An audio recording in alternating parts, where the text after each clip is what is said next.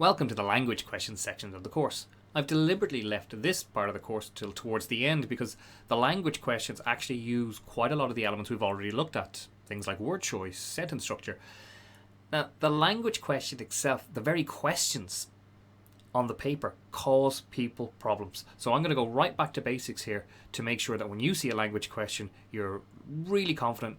You just fly through a formula and get as close to full marks as possible. So, what is language? Because the question always asks us about language. Well, it's basically the words we speak to communicate. So I speak English. I'm assuming you guys speak English as well. You may speak other languages at home. You might speak some Scots. You might have learned some French or some Spanish or some German in school, and you might speak other languages too. There's lots and lots of languages out there. Luckily, the language question in close reading is only concerned with one language. Okay, so we're only going to look at English. So we can not be too concerned about all the other languages. But we're looking at the structure of the English language in particular. So, what does a language question look like? Now, I'm starting with the question here because it's the question that causes the problems. I'm convinced that if more people understood what the question was asking you to do, people would do a lot better in the exam with this question. So I'm going to look at 3 examples.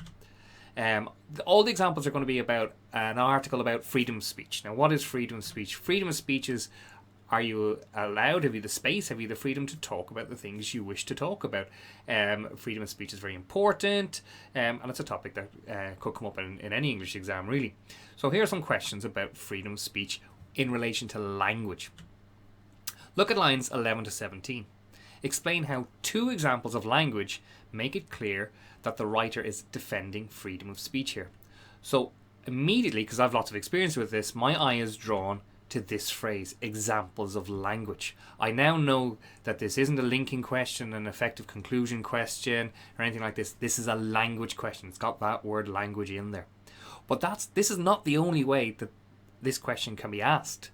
The SQA tend to reword it each year slightly differently. Here's another example. Look at lines 11 to 17. By referring to 2 language features, explain how the writer makes clear her view about freedom of speech here. Again, for 4 marks. So my eye is drawn straight to that word language and the word features beside it. And again, that's setting off an alarm in my head. This is a language question, so I need to click into language question mode. And here's a third way of asking exactly the same question. The question hasn't changed, just the wording has. Look at lines 11 to 17, and then by referring to 2 examples, explain fully how the writer's use of language make her view about freedom of speech clear. So it's that use of language phrase. So we've seen language features, use of language, lots of different ways to say it. The SQA might choose a new way this year, but if you see that word language in there, that should be your cue. That should be your flag to say, right, I need to switch into language question modes.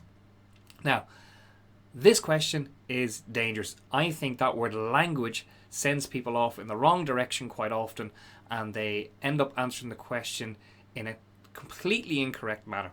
So I'm putting this warning up here right now for language questions. If you see that phrase language, beware. Okay? It's dangerous. I'm giving you this warning because this is what I see. When I mark for the SQA, I see this all too often. The candidate, the student, the pupil writes something like this. The writer uses language to talk about freedom of speech, etc., etc., etc. Now, I understand why. I totally get why you would do that. Because in all the other questions, we said things like the writer uses word choice, or the writer uses a list, or the writer uses parenthesis. Why would you not say the writer uses language? Well, it's kind of a trick question. But for now, I just want you to promise me you will never write that phrase in the exam.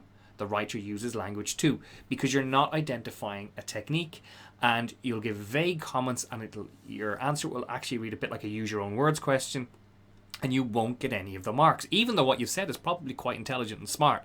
It's about how you approach the answer, how you format and structure the answer. So please, please, please, never, ever, ever write the writer uses language to do whatever, okay? So if you can't write that, what can you write?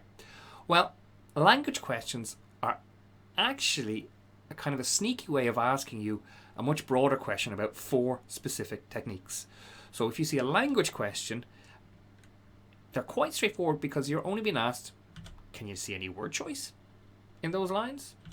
Can you see any imagery? So imagery is, remember, similes and metaphors. He's as brave as a lion, as big as a house. Sentence structure, remember umbrella terms, so lists, repetition, parenthesis. and tone. So critical tone, praising tone, etc., etc. So for a language question, that's actually what you're being asked. You're not being asked comment on the writer's use of language. You're really being asked comment on the writer's word choice, comment on their similes and metaphors, comment on their sentence structure, comment on their tone. Now, most schools, in fact I'm pretty sure every school, uses a special way to help us remember those 4 things, because in the stress of the exam it can be hard to remember those. So we give each one a single letter. Okay, so word choice just becomes W, imagery, similes and metaphors, just becomes I, sentence structure becomes S, and tone becomes T. So we get left with these 4 letters, W, I, S, and T. So whenever I see a language question, I have these 4 letters in my head, right? WIST, W-I-S-T, word choice, imagery, sentence structure, and tone. Now, don't panic if your school uses a different order for those letters. Maybe your school says keep your wits about you, right? W-I-T-S. They're the same 4 letters. I don't mind what order you put the letters in. You could put it as TWIZ, or you could put it as SWIT. Absolutely doesn't matter, okay? It's just the way we use letters. So, for example, accident and emergency, the place where an ambulance takes you, is a typical example of an acronym. These are called acronyms. So if an ambulance collects you after a car crash, it would bring you straight to A&E, which is short for accident and emergency. Ever bought a sandwich in Marks and Spencer's? M&S, right? Another example. Another acronym, ASAP. I'll do it ASAP, right? I'll do it as soon as possible. It's just a way of shortening longer phrases into something that's easier to write, to remember, or to say. For our purposes, I'm going to just stick to one, just to keep it simple. I'm going to use W-I-S-T, WIST, word choice, imagery, sentence structure, and tone. Now, if you are using a different order, if you're using W-I-T-S or anything else in your school, stick to whatever your school is doing, okay? It's just a quick way to remember the 4 things. So, language questions can be asked in different ways, okay? There's 3-4 different ways the SQA can ask a language question. The keyword language will be in there, but when you see that word language, you're not going to write the writer uses language. You're going to think these 4 skills, techniques: word choice, imagery, sentence structure, and tone. And in the next video, I'm going to take you through some examples to show you it's actually quite straightforward once you grasp the concept in this video. Don't talk about language, talk about word choice, imagery, sentence structure, or tone. See you in the next video.